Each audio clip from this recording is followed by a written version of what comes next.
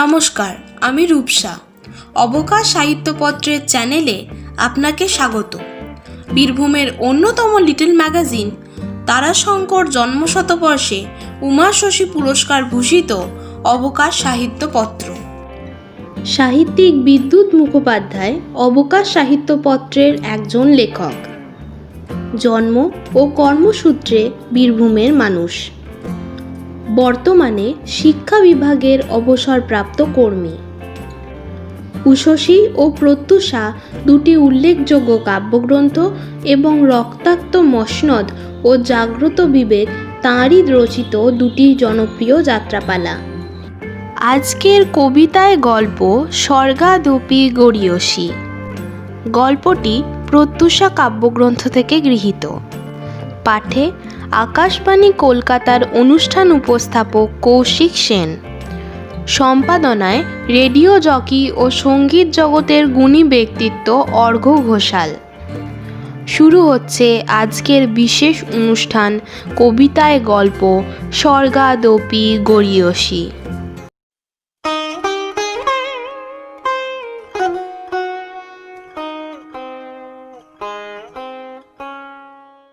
বিদ্যুৎ মুখোপাধ্যায়ের রচনা কবিতা স্বর্গাদপি গরীয়সী।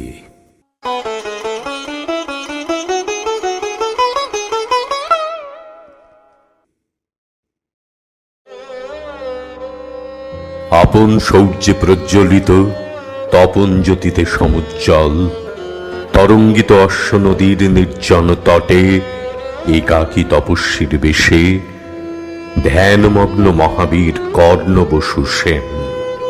সূর্য অংশজাত মাতা কুন্তীর অবাঞ্ছিত সন্তান, কিন্তু অধিরথ সুতপুত্র বলে জানে সর্বজন।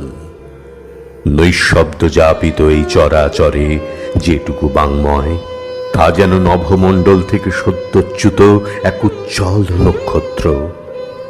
প্রবল অনিশ্চয়তা নিয়ে যে শিশু জন্ম নিল কুমারী মায়ের জঠরে, জন্মমাত্র নদী বক্ষে পেয়েছিল সে নতুন জীবন। সে বৃত্তান্ত অজানা ছিল যদিও কর্ণের কাছে। জন্মদাত্রী মা দায়হীনা, তাই শুধুমাত্র রাধা পুত্র বলে অভিজ্ঞাত কর্ণ বসু সেন।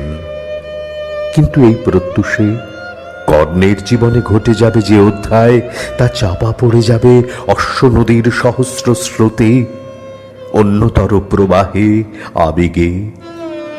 বহ্নি হতে উৎসারিত জল, সেই জলে পুষ্ট হয় তরঙ্গিত নদীবক্ষ।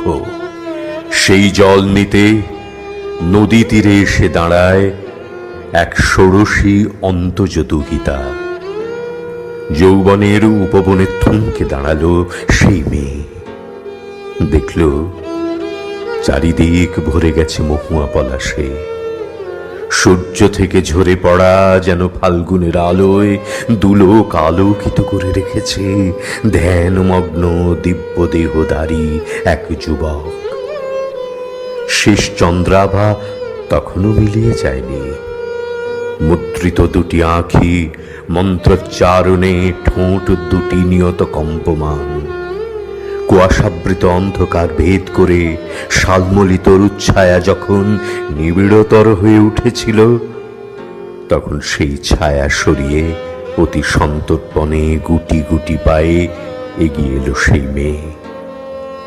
যৌবনোন্মুখ ঠিক যেন এক কালো মুক্তা, অযুত নিযুত কোটি সম্পর্ক নিয়ে ঝিনুকের খোলস ছেড়ে নির্নিমেষ নয়ন মেলে দেখতে থাকে বিশ্বের বিস্ময় অনিন্দ সুন্দর রাজপুরুষকে। মেয়েটির দেহবল্লরী তখন নদীর স্রোতের মতোই কম্পমান। স্থির দৃষ্টি, তীব্র আবেগ সঞ্চারিত হয় নরম বুকে। উভয়ই আপন আপন ভাবে বিভোর।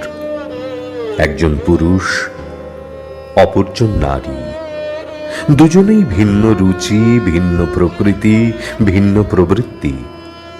দুজনেই সর্বজয়া গাছটির মতো স্থির, অচঞ্চল। দুজনেই জানে না সত্যের অধিকার নির্বাপিত হবে শুধু প্রেম আর দৃঢ় অঙ্গীকারে। একজনের দৃষ্টি নিবদ্ধ হলো আকাশে উদীয়মান সূর্যের প্রতীক্ষায়, অন্যজনের দৃষ্টি শুধু কন্দর্প কান্তি পুরুষের অপার সৌন্দর্যে। প্রথমজন রাজপুরুষ, অন্যজন অনার্য নন্দিনী। সূর্যের সুবর্ণ ছটায় কর্ণ চোখ মেললেন আকাশে।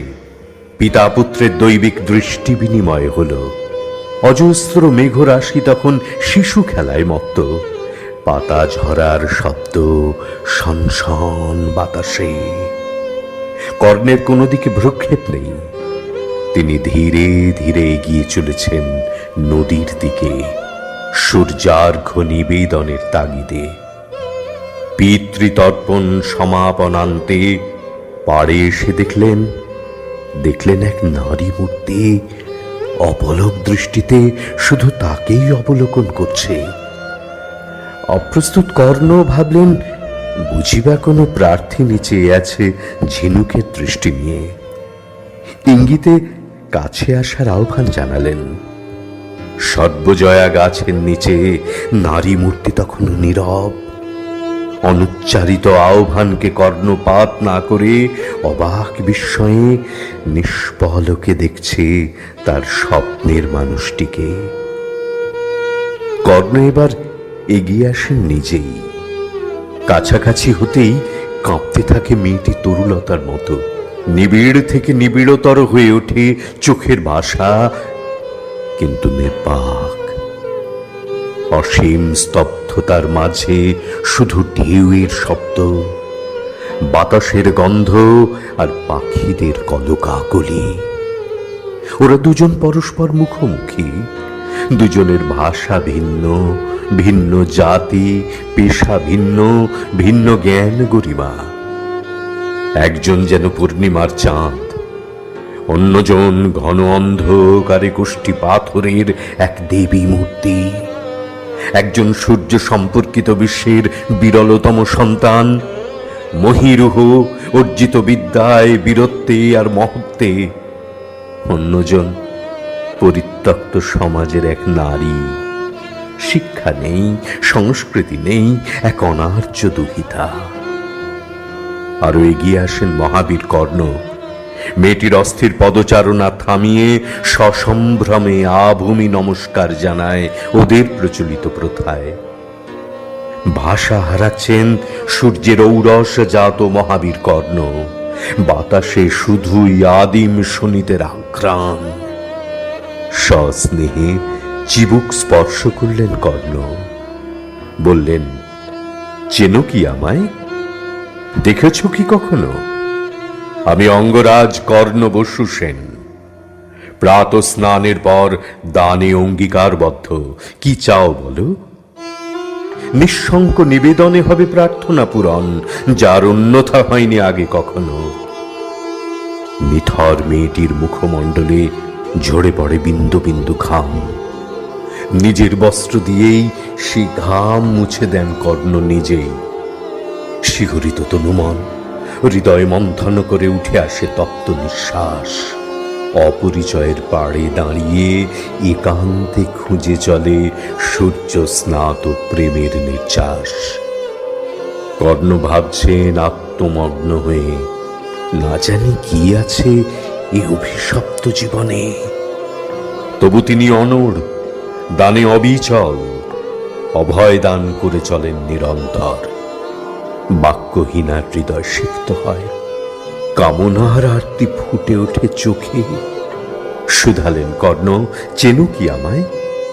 বললেন আবারও, আমি অঙ্গরাজ কর্ণ বসু সেন। ভাবলে সিনা মেয়েটির মনে হয় এ যেন জন্ম জন্মান্তরের চেনা, যেন অনেক কালের পরিচিত কণ্ঠস্বর। পরম প্রেমময় মনের মানুষ তার। তবুও সে নির্বাক, বুক ফাটে তবু মুখ ফোটে না যেন। বসু সেন কিছুটা নিরাশ। মনে ভাবেন হতে পারে সে অনার্যা, তবুও তো সে সৃষ্টি বিধাতার। তিনি প্রাজ্ঞ, তিনি জানেন মানুষের অন্তরের ভাষা এক, সেখানে জাতির বিচার খোঁজা অর্থহীন। অন্তরের ভাষাকে গ্রহণ করতে হয় অন্তর দিয়েই। হৃদয়ের শূন্যতা ভরাট হয় ভালোবাসায়, আর তখন অপরিচিতের বাঁধন আলগা হয়ে যায়। ভাবছেন কর্ণ, অপরিচয়ের বুহ ভেদ করে সূর্য স্নাত প্রভাতী আলোয় কেন এ প্রেমের আহ্বান, মিলনের অমোঘ আকর্ষণ? এ কি অচেনা অনার্য নন্দিনীর কামনার আরতি প্রার্থনা? বিচলিত মহাবীর কর্ণ বসু সেন। অথচ প্রার্থিনীকে বিমুখ করলে তিনি তো ধর্মভ্রষ্ট হবেন, ধর্ম তাকে পরিত্যাগ করলে সে তো মৃত্যুরই নামান্তর। চিন্তা ক্লিষ্ট কর্ণ মহাভাগ অগত্যা তাঁর ইষ্ট দেবতার শরণাগত হলেন। আর সূর্যদেব আত্মনিবেদিত পুত্রের প্রার্থনায় সহস্র কিরণ সম্বরণ করে অন্ধকারে আবৃত করলেন পৃথিবী। মহাবীর কর্ণ বসু সেনের জীবনে যেন প্রথম কৃষ্ণপক্ষের সূচনা হল। একদিকে তপস্বিদ্ধ দুর্লভ গৌরব গরিমা, অন্যদিকে সত্য পালনের দায়বদ্ধতা। কোন পথ বেছে নিতে হবে তাকে? এ তো অগ্নি পরীক্ষা। অপাপ বিদ্যা কুমারী নারীর প্রেম, আপন অঙ্গে মিশে যাবার গভীর অভিপ্সা। অবশ্য এই কথা লুকিয়ে রাখবে আজীবন কথা দিয়েছিল। ধর্মচ্যুত হতে নারাজ কর্ণ মহাভাগ দ্বিধা দ্বন্দ্ব ফেলে গ্রহণ করেন তাকে আপন পত্নী জ্ঞানে, সূর্য সাক্ষী করে। কথা রেখেছিল নিষাদ দুহিতা, অসীম তৃপ্তির স্বাদ সর্বাঙ্গে মেখে নিঃশব্দে ফিরে গিয়েছিল আপন সমাজে। তারপর কেটে গেছে বহুকাল। কালের প্রবাহে ঘটে কুরুক্ষেত্র মহারণ। মহাবীর ভীষ্ম নিয়েছেন সরসজ্জা, আচার্য দ্রোণ নিহত, মহাবীর কর্ণ হয়েছেন সেনাপতি। দুর্যোধনের আশা কর্ণ অপরাজেয়, অবশ্যই জয়ী হবেন তিনি। নিজের শিবিরের মৃদু আলোয় পরদিন যুদ্ধের কৌশল নিয়ে ভাবছেন মহাবীর কর্ণ। ক্লান্ত দেহ, অবসন্ন মন, অস্থির নিদ্রাহীন চোখে ভাসে বদ্ধ ভূমির বিধ্বস্ততা। মাত্র কিছুক্ষণ আগে সান্ধ্য অন্ধকারে মাতৃমুখে শুনেছেন নিজের জন্মের করুণ কাহিনী। কুন্তিপুত্র তিনি অগ্রজ পাণ্ডব। রাজ পরিবারের উত্তরাধিকারীর সত্ত্ব তুচ্ছ হয়ে গেছে তার জন্মের সাথে ভাগ্যের নিষ্ঠুর পরিহাসে। আজ তিনি রাজানুগ্রাহী, দুর্যোধনের কৃপা প্রার্থী। তা হোক, শুধু বিচলিত এই জন্য যে ভাতৃবধে আজ তিনি অবতীর্ণ। বিচলিত এই ভেবে যে ক্ষণকাল আগে এক নিষাদ যুবক নিঃশব্দে এসেছিল তাঁর শিবিরে, নত জানু হয়ে জানালো এক বিনীত আবেদন। অঙ্গের কবজকুণ্ডল যেন কদাপি না ত্যাগী। কর্ণের স্মৃতিপটে তখন আচমকা ভেসে ওঠে যুবাকালের সে ঘটনা। নিষাদ দুহিতার সাথে তার গুপ্ত প্রেমগাথা। তাহলে কি মা হয়েছিল সে? এই সুঠাম যুবক কি তাঁরই ঔরসজাত? অস্থির হয়ে ওঠেন কর্ণ, অনুতপ্তে জর্জরিত হয় হৃদয়। কণ্ঠনালী ভেদ করে উঠে আসে তীব্র গরল ফেনা। ঘন ঘন ধিক্কার দেন নিজেকে। ছি ছি ছি ছি। এই মুখে মাতৃনিন্দা ধ্বনিত হয়েছে বারবার। রাজমাতা কুন্তী, পাণ্ডব জননী যে তাঁরও মা। রূঢ় বাক্যে সেই কোমল বক্ষে করেছেন আঘাত। নির্মম, অতি নির্মম সে মর্মবেদনা। কিন্তু এ তো মহাপাপ। ভাগ্যদোষে কুমারী নারীর কৌমার্য হরণে তিনিও তো বৃত হয়েছিলেন দুষ্ট বাল্যের চপলতায়। ভ্রষ্টাচারের কালিমা সর্বাঙ্গে মেখে পরম সত্যকে করেছেন গোপন। দিক দিক পাপাচারী। অস্ফুট উচ্চারণ কর্ণের। অন্তর দ্বন্দ্বে জেরবার কর্ণের অন্তর কেঁদে ওঠে, মৃদু কণ্ঠে বলে ওঠেন, মা, মা, তুমি কেবল আমারই মা। আজ ঘৃণা নেই, অবজ্ঞা নেই, তুমি শুধুই মা, কল্যাণময়ী মা। তুমি স্বর্গাদপি গরীয়সি।